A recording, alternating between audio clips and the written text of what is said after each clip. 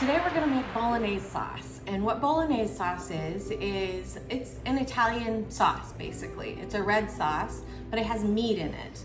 And what I've done is I have adjusted the ingredients to make it keto friendly, and tons of flavors in this. It's a really great sauce for zucchini boats. So let's go over the ingredients. First thing you need is hamburger, 1 pound. You're gonna need some mozzarella cheese, that's gonna be for the topping. A little bit of olive oil, whatever your favorite kind is for sauteing. We're gonna do a 1/2 cup of chopped onions, diced onions, and some red pepper. We need Parmesan cheese and a lot of it. This is our binder. Tomato sauce, it's about 1.5 cups, so it's 1 can of tomato sauce. Red pepper flakes, and of course, garlic. So let's talk about the zucchini. Zucchini is a keto lover's favorite thing. It's very versatile, you can do all kinds of things with it. One of the things that's fun is to have a little contraption like this, and this is a zoodler. Okay, you plunk the zucchini on the top there, and there's a little hole in the middle. It kind of cores it for you, which is nice. But you just put the zucchini on and then you twist it. And what you end up with are noodles that come out the bottom. So this is kind of a fun thing. You can definitely use this sauce for zoodles. Some of the stores are even making zoodles, and you can just buy them already, I guess they're not chopped, but zoodled. Anyway, so you could do that, but it's really, these aren't very expensive and you can make it yourself. Another thing I found that I was kind of really excited about is this. It's called a Vasta pasta maker. I've only used it once, but it's supposed to be able to make sheets, so you could do veggie lasagna really easy. Slicing up nice, even pieces for lasagna, for veggie lasagna is kind of not super easy, but having a Vasta pasta machine is really cool. It also will do fettuccine sized noodles. There's an attachment in here for that. So I'll have to do a video on that one day, but I just wanted to show you. I think it was at Walmart. I got it at Walmart. I don't remember how much, $10, $20, but fun purchase. I thought, hey, why not? We'll play around with it. Okay, let's talk about the zucchini. So you really don't want to have a zucchini much bigger than this. What happens when zucchinis get bigger than this is their seeds inside just continue to grow. The inside gets very spongy, and it's just really not good for, even if you just want to like slice it and saute it up in the pan, the center will get all sogged out, and you've had soggy zucchini before. It's really not a fun experience to eat that. So you really want to get some tender young zucchini. So here's one just for comparison that's a little bit smaller. This is anywhere between this and this is ideal. I did get one that was a lot bigger than this one by a little bit, and the seeds had sort of gotten spongy and everything. So you'll notice I cored the center out to make our boat. So let me show you how I did that. First, you're gonna see which way the zucchini sort of scoops, and that's where you wanna make your slice, okay? So I just like to slice it right down the middle, as exact as I can get it. And you can see how they're kind of scoopy, but see how they just fit nicely up against one another. This is a grapefruit spoon, and it has a little bit of a serrated edge all around the outside. And it is the perfect tool for scooping the flesh out of the inside of the zucchini. And you just scoop it out, being careful to leave, obviously, a boat. You want to leave a little bit of an edge up on the top and a little bit of an edge on the side, and try not to go all the way through the bottom. But you're basically scooping that middle section out that has the seeds in it. And that's that's the part that gets kind of soggy with all of this. Now, what can you do with that part that you scoop out? Well, if you want to, you can add it back into the sauce. I did try that once and it was okay. I decided I preferred it without all the insides. You can save it easily in the freezer and add it to soups. You can also add it to zucchini muffins or bread if you make those. All right, so we're almost done. Just scooping that out.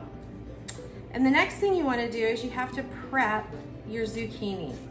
Zucchini is obviously, it's a vegetable. Vegetables, particularly zucchini. I don't know if you can see the end there, but there's water droplets on the end.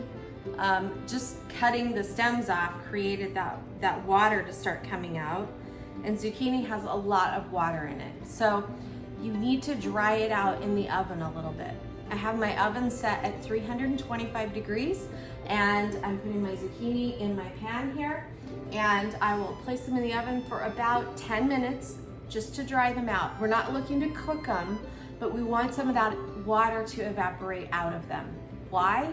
Because when you fill them with the Bolognese that we're gonna make, you don't want all of that to sog out. They will let out all their water and it'll be all watery in the bottom of the pan and it's kind of yucky. So you can mitigate that by drying them out a little bit before you start. Okay, we're gonna start on the sauce now. So we need a few tablespoons of olive oil in the pan. So it works out to about three tablespoons of olive oil. And what we're gonna do is we're gonna start with our peppers and our onions and we're gonna saute them. So I'm gonna let the oil get a little bit hot. It's looking pretty good. And one of the things I wanted to share with you is that when you're cutting onions, if you will have a bowl of cold water handy, as you chop the onions up, you can put them in the cold water and it will eliminate all the fumes and you won't be crying in the kitchen. So I always keep a bowl of cold water handy and then just drain it off when I'm ready to cook. Often I'll save the water that the onions were resting in because if I need to thin my sauce, I'd rather add flavor than just water because water will just thin the flavor out. So you can always add, if you need to, that onion water and add flavor to your dish, whatever you're making. So let's go ahead and put the onions in and the peppers.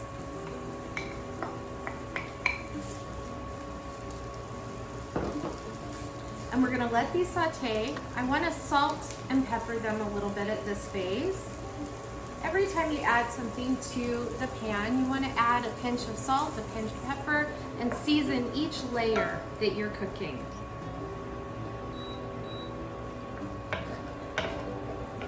And it's important to have your pan hot enough that it'll sizzle, but not so hot that you're looking to brown your onions. What we want is the onions to be nice and soft and clear. We want them to be sauteed. All right, so we're just gonna let that saute for a minute. So as you can hear, my peppers and my onions are really getting going. This cooking time right here is so important because we really need that extra water in the vegetables to cook off. I don't know if you can see all the steam coming off, but we're cooking that water out and cooking these down and letting them saute. After this, I'm gonna add my aromatics. Adding them at this point in the cooking process allows them to bloom. What that means is the oils in the dried herbs activate when you hit them with the heat and it makes their flavor really come out. And so what you're doing is layering your flavors and that's what you want in a good sauce. A good sauce has flavored layers in it. And we're not gonna cook the onions and the peppers all the way down because we still need to add the meat and the garlic.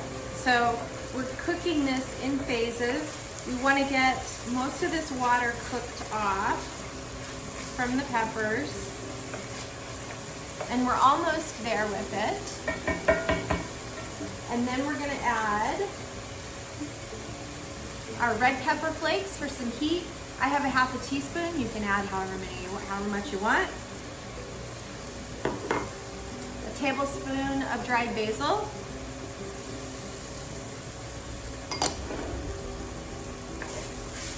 And of course, we're gonna add in our garlic. So I'm gonna use my microplane, and I have 3 cloves of garlic.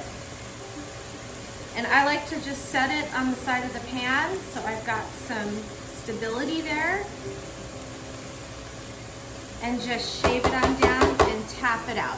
And you can see it comes right out.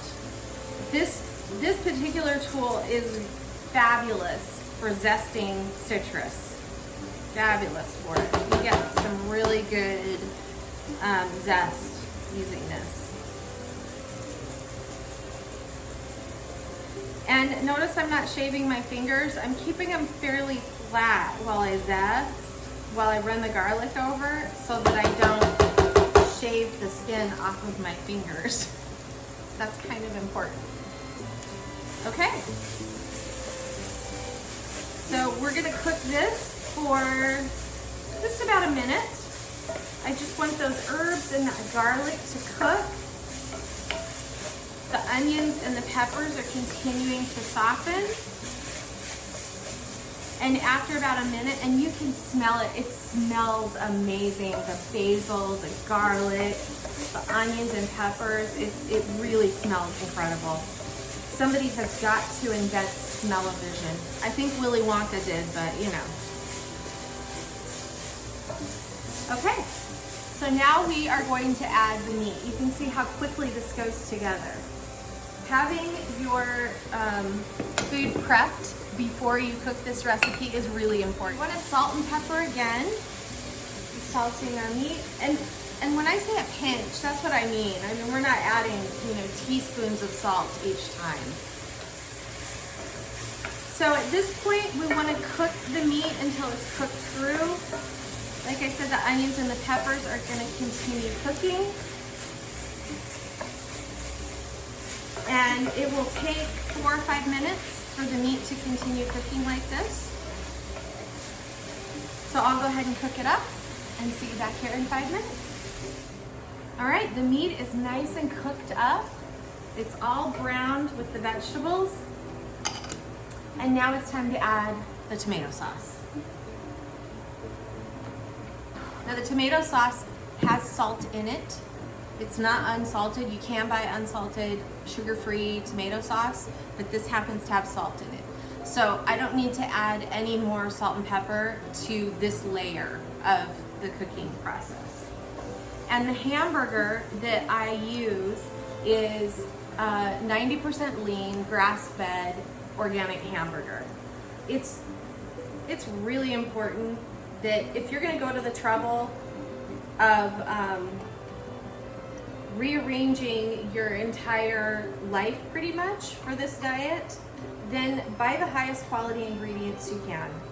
I have discovered that because we are eating less at our house, our grocery budget isn't being hammered because we're buying more expensive foods. We are saving ourselves on medical bills because we're putting good stuff into our bodies that won't make us sick. So don't skimp on the ingredients. Try to get the best quality you can. Zucchini is organic. Most zucchini that isn't organic these days, unless you buy it from a farmer's market or something, is genetically modified. So again, if that's a concern that you have, then I recommend buying organic. I'm going to let this sauce simmer now for 5 or 6 minutes. I really want all the flavors to marry. So I'm just mixing it together, and I also want the sauce to thicken. It's fairly loose right now, and letting it simmer is going to cook off some more of that water, which is what's really important here. We want it to be a nice thick sauce. And then the final ingredient we're going to add is 1.5 cups of Parmesan cheese. We'll add that at the end, and this acts as a brilliant thickener for this sauce, and it makes it taste amazing. Okay, for this step, I just wanted to show you up close. You can see how the sauce is nice and thick. And what I want to do is I want to turn the heat off, and I actually want to let this cool just slightly. I don't want any heat on it. One of the wonderful things about induction cooking is see how fast this cools off. The heat just goes right away because you've released that magnetic, bond that induction cooking uses. And the cast iron skillet is going to hold whatever heat I need for the rest of this recipe, but I don't need any additional heat coming from the element. And now what I'm going to do is I'm going to add this cheese, but I'm going to do it very slowly. So I'm just going to add a little bit, and then I want to stir. Okay? Parmesan cheese is still cheese. It has a melting point, and we don't want it to curdle. We just want it to gently melt into the sauce. So I'm just going to add a little bit at a time, and I'm going to let the heat of the pan and the sauce gently melt it. Just add a little. All right, let's see if we can get the rest of this mixed in here. And then I will show you how to load your boats. Okay, we've got our sauce. Look at how nice and thick it is. Now we need that nice thickness. Notice how all that liquid has been absorbed or cooked off. And the reason we need that is so that it mounds into our zucchini boats well. And again, we don't want to add any more water to this recipe. So let's build the zucchini boats. I don't know if you can tell, but they're just a little bit dried out. We dried that water off of them a little bit. There's still some in there, but for the most part, they're dried off. So all we're gonna do is take our meat mixture, our Bolognese sauce, and we're gonna fill our zucchini boats.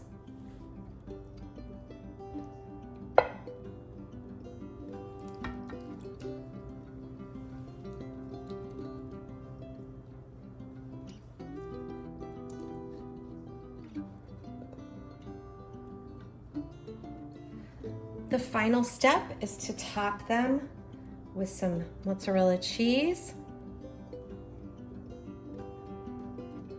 Again, you can be very generous depending on how much you love your cheese.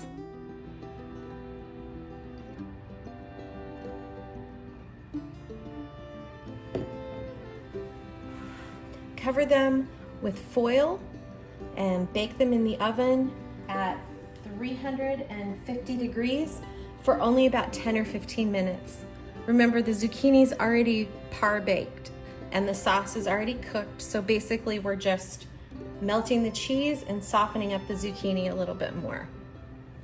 A good trick for using tin foil is to take your cooking spray and just lightly spray it on the underside, the part that's going to go on top of the food. And what that does is it prevents the cheese from sticking to the foil. And then you don't have to buy that non-stick foil. It's got more chemicals on it. So we're just gonna take our zucchini and wrap it up. There's my oven ready. And I'll see you back here in about 15 minutes and we'll take a look at them. You might have a little bit of sauce left over, and that's okay. There might be enough for maybe another single zucchini, you slice it in half, 2 zucchinis, boats. So I just like to take it and put it in a little freezer container and throw it in the freezer, and then I've got my mix already ready to go if I want a quick lunch. And there we go. Now remember, let it cool off completely before you put it in the freezer. You don't want your freezer to work too hard having to cool hot food. So it's always good to let your food come to room temperature before you put it in the refrigerator or the freezer. Don't they look amazing? Notice how there's hardly any water in the bottom of the pan. The cheese has melted nicely. They are perfect. Okay, our zucchini floats are so beautiful. Look at them. They look amazing. I ran the numbers, about 5 carbs per zucchini boat. Now, what would you eat these with? You could pair them with any other vegetable, broccoli.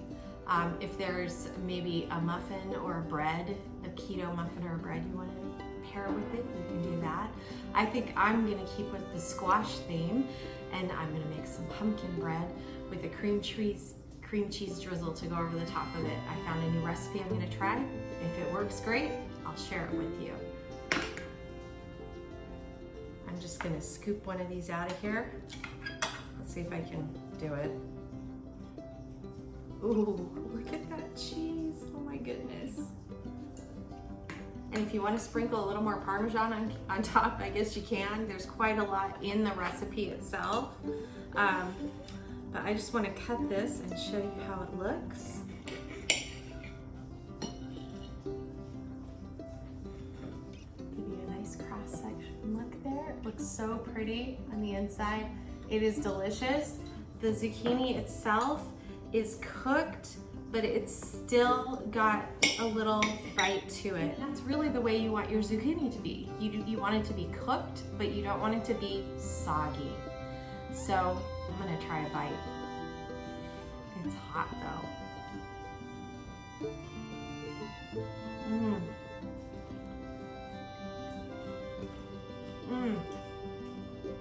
I'm sorry, it's so good. I hope you'll try making my zucchini boats with Bolognese sauce.